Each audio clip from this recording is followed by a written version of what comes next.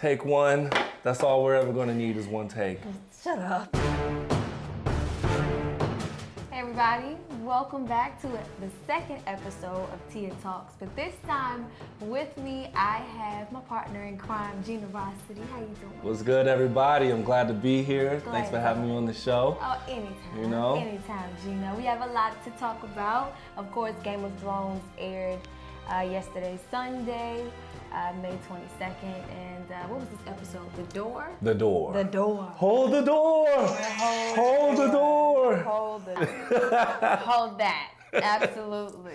But we have a lot to talk about. I don't even know where to begin. And if you have not seen last night's episode, you might want to leave the room as of now. Spoiler alerts. Coming. All day. Full effect. Okay? We're dropping dimes, okay? First things first, Sansa, okay? She got to give Littlefinger a piece of her mind, and I loved every bit of it. Yeah, Girl power. She definitely put her shit on the table, you know what I mean? Like, it was no joke about it. Like, I liked, first of all, for me, it was good to finally see Sansa take like a lead role, you know, like a strong role, you know. She's looking more like her mother now. Oh, so much more like her mom. Maybe definitely. it's the red hair, but she totally looks more like her mom. Yeah. And I wasn't necessarily a fan of her lying to her brother. Well, you know, this is a Game of Thrones. She's learning the game, you know. She's been knee deep in the game since, you know, since the first season.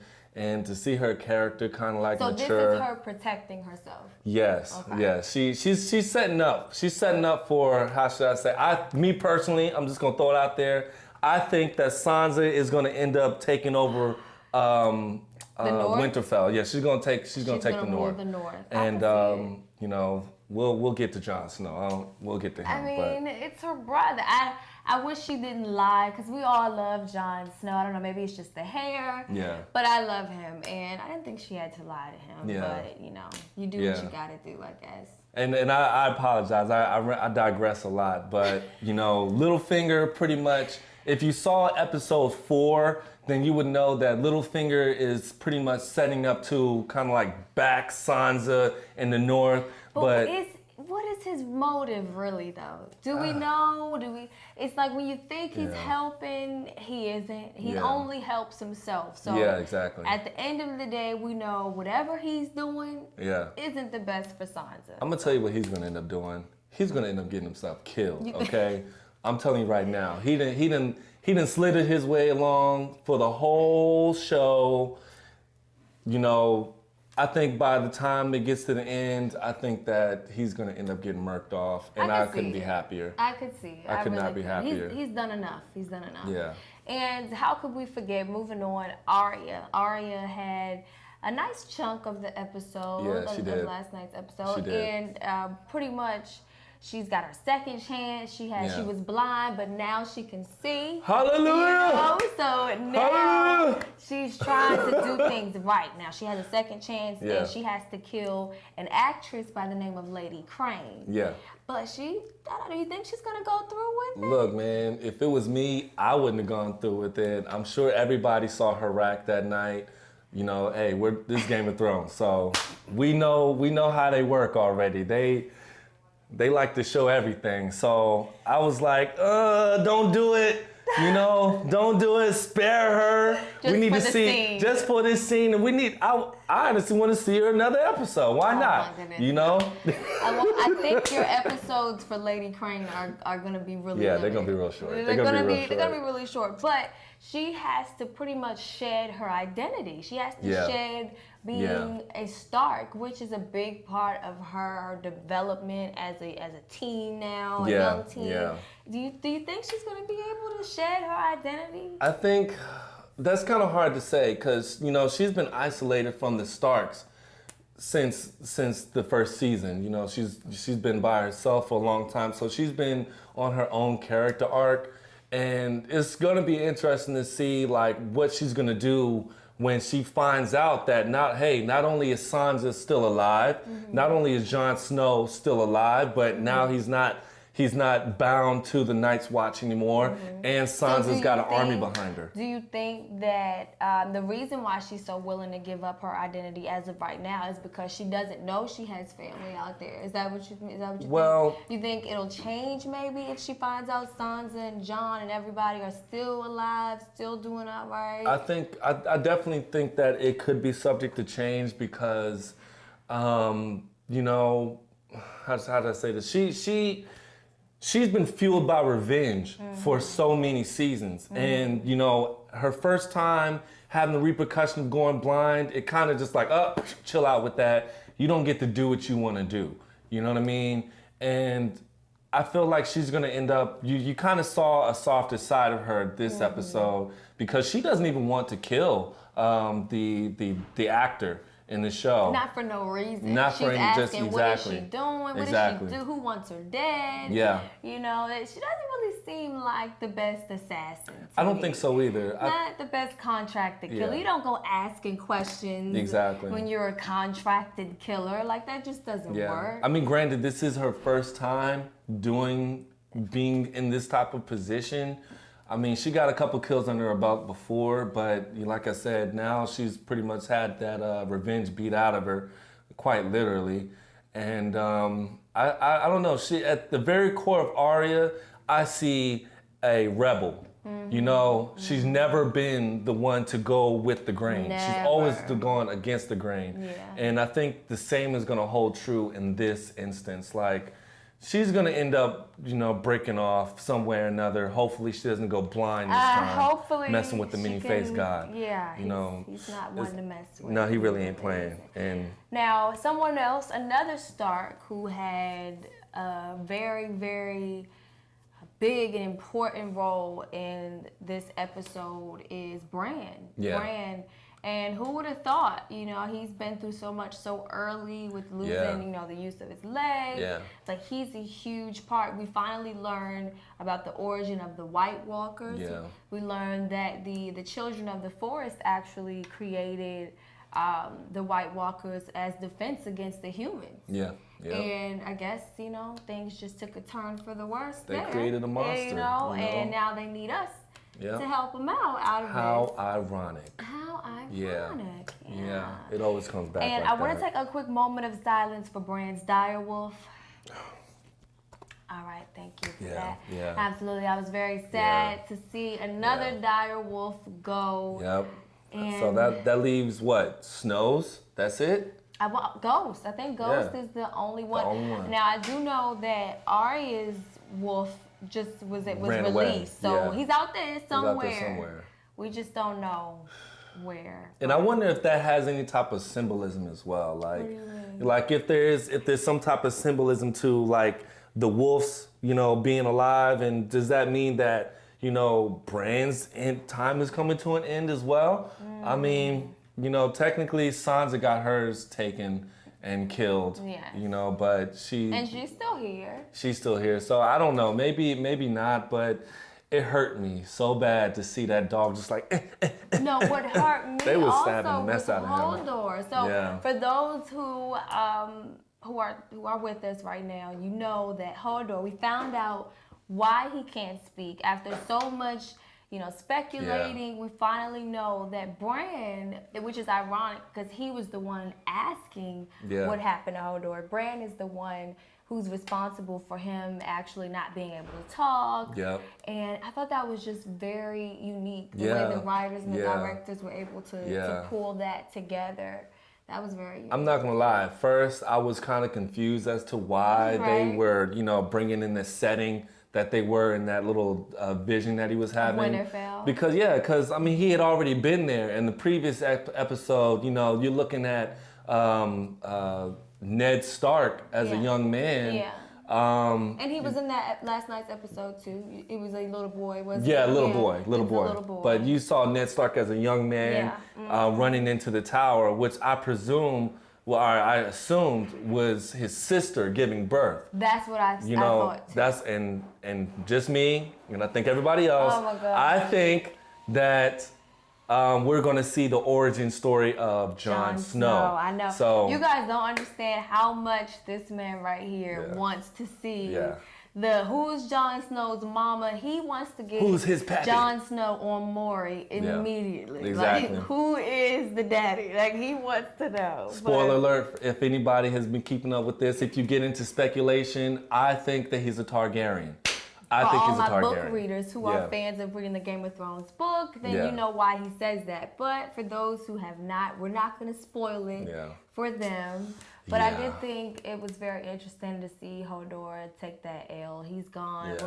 We're definitely gonna miss Hodor. He was a great use to Bran, and on the previews, I'm really not sure how Bran and his sidekick are gonna be able to get out of this predicament. Not only that, but let's just, even though I think it's safe to say that Hodor is done for. Yeah, I think it's safe to say. But at the same time, they never showed him die. They never showed him die. You know, and that's a big thing in Game of Thrones, because until you see somebody get the off with his head, until you see them die, it's always, you know, some wiggle room to be like, oh, wait, actually, Hodor just caught the strength of a giant and just, muscles went out of there. That was the last episode we're going to see Hodor, but I love it. We did say that about Jon Snow, though. We did. I kind of knew you don't let hair like that go. Yeah. You know? I kind of knew that they were going to definitely bring him back, but that was just me. I don't know, you know. Yeah. But moving on, another aspect of the show also that you couldn't have missed was with the Iron Islands, and thank God that we finally know what it means when they say the dead may never die. Because I didn't know exactly. They pretty much drown you. Yeah, they do. They drown you. And don't even help you. No CPR. Nothing. No, nothing. If you come back, you made it. Good on you. You're king. But if you die, then hey, on to the next one, I guess. Absolutely. And it was like taking candy from a baby, the way he came in. And if you don't know, I call him Uncle Greyjoy. His name, I believe, is Euron. Of the Iron Islands, but I call him Uncle Greyjoy. Uncle Greyjoy came and just took the position from, you know, the younger Greyjoys, Theon and his sister, just like it just was no effort. Yeah, and not only that, but he did actually murder the king. Yeah, he did. He's a kingslayer at this point. Absolutely. And I'm kind of disappointed to see that whole exchange, because during the exchange, I was just like, all right, Theon, he manned up and grabbed his kahunas. It's missing. Even though they're gone. They're missing. But he metaphorically, he grabbed them. Yeah, okay. And, you know, he took charge and endorsed his sister to be the queen, which I think that she would be perfect. I'm pretty sure anybody who watched the show, she would be perfect. I mean, she kind of embodies the whole Iron Island theme, you know, thing. But, I was disappointed just because it's like, it kind of seemed like it was really building up to her actually getting the crown. And then he comes through, and messes it up. And now I just don't even know where this whole side story is going to go. You know? Well, how did you feel about his plan? His plan is to build as many ships as humanly possible. And he's going to go and apparently woo Khaleesi, and he plans to partner with her as her husband and rule with her dragons and everything, and take over Westeros. I think he kind of misjudged this plan. Yes, definitely. I think so. Definitely. He's a dumbass. I just gotta say it. He's a complete dummy for this one. First of all, he has no idea who he's even dealing with. Khaleesi is not just that basic, you know what I mean? You can fill in the word for yourself, but she ain't no basic chick. You know what I mean? At this point, she is a rightful queen. You know what I mean? She's proven that. She's got the numbers behind her. She's got hundreds of thousands of men ready to just F stuff up whenever she says. I mean, but and she's avoided having a husband for this long. I feel like if she actually gets married, it'll be because she wants to. Man, she probably will propose. If there's anybody, there's only two people I see her being with. That's the Horus, that dude that's with her. Yes, the second son. Yeah, the second son. And Ser Jorah.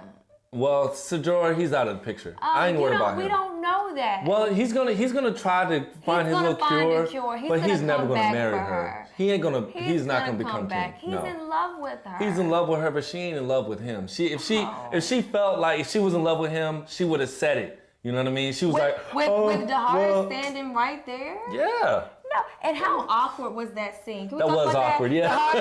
Dahara is just standing there, okay, and while Ser Jorah is just pouring his love out for her, he says, you know what, Tyrion was right. Yeah. I'm in love with you. Yeah. You know, I'm just happy to serve you. And Dahara is just standing there, there. You just gotta take it. I think he did the gentleman thing. He let the man have his peace, you know, because they had been kind of going back and forth throwing jabs at each other their entire time. In fact, ever since they met each other. Yeah. And he finally comes out with it. You know, I thought that was a pretty interesting scene. Do I feel like it was necessary? No. Of course, guys don't like the mushy stuff, right? I thought that scene was definitely necessary to show the dynamic between the three of them, especially if Ser Jorah comes back. But back to the Iron Islands. Now, we saw that Theon Greyjoy and his sister, they actually took the Iron Islands, their best ships, and they took off because, of course, they knew they were going to get killed he was going to kill by the new Iron Islands king. Exactly. So where do you think they're going to go? They're going to seek out the queen. That's what I thought. They're going to seek out Khaleesi. I thought the same thing. And what they're going to do, what she's going to do is she's going to get the numbers behind her, you know, first. So she already knows that his plan, I'm going to go over there, try to woo her. In fact, what he's going to end up doing is getting himself killed because he's going to be talking to somebody who's way out of his league. She's got dragons. I'm sorry, man. Bump your ships, okay? Yeah. Even though she needs them, but she don't need them from him. No. And if anything, I think that they're going to, what's her name again? I can't remember. Theon's sister. We'll just go with that for right now. Theon's sister is going to end up getting an alliance with her, and I think that's really what's going to end up happening. Yeah, I could see that as well. And just that whole thing with back to Khaleesi, since we were just previously talking about her. How about this new Red Priestess? I'm not sure. I'm real sketchy now after Melisandre, after the last Red Priestess. I'm just really kind of skeptical about these Red Priestesses. I'm not sure what to really think about them. I'm going to tell you the truth. What really messed it up for me with this whole Red Priestess stuff is when I saw Melisandre turn into an old woman. That kind of did it for you? That did it for me. That was it. Okay, because I really felt bad because throughout the whole show, you're kind of like, Melisandre's hot, she's this and that, she's throwing her body every other episode, and then it's just like, ugh, she's actually 130, you know, like she was really, really old. And the thing about the new one that I don't like is she had on the same neck piece that Melisandre had. So we don't know whether she's another golden girl or what. I think that she could be 160 as well. You know, and she was really creepy. Yeah. Anybody who can come and talk to Varys in that manner and scare him is scary to me. Yes. I mean, she just knew everything about what happened. And what that tells me is that Varys, he lost his man parts in a Lord of Fire, Lord of Light ritual. Had to been. Had to been because... and that definitely shed some light on his past and everything. So I'm glad that they finally talked about that too. Yeah. I mean, but you know, after the show, looking at the previews for the next episode, I must say I'm really excited to see Khaleesi the Conqueror. They even changed her outfit. You know what I mean? Before she was in the first seasons when we were just first introduced to Khaleesi, to Daenerys, we've seen her in these kind of young looking gowns and to see her kind of progress into this armor type of deal that she has, it definitely shows the growth from where she started to where she is now. I'm excited, honestly. I can't wait. I'm excited as well. I'm waiting to see her get her first kill. I think that she's gonna become Xena, the warrior princess. Oh my goodness. The warrior queen. Or maybe, I think what would be best to call her is that she is Wonder Woman. Okay, she's Diana. She's the queen of the Amazons, even though it's not Amazons. And Well, yeah, we man. know who his favorite character is in Game of Thrones. And make She's one of sure them. you tune in next week. We'll have your review for episode 6, isn't it? It'll be episode 6 for next week, right here on Tia Talks. And Gina, will you come back with us next time? I would too? love to. Okay. I would just want to reiterate, people subscribe to our YouTube page, NC Online News, and Instagram, yes. Twitter. We have it all. Everything. So NC Online News, make sure you check us out and hit that follow button and meet us here next week for another Tia Talks. Can't wait.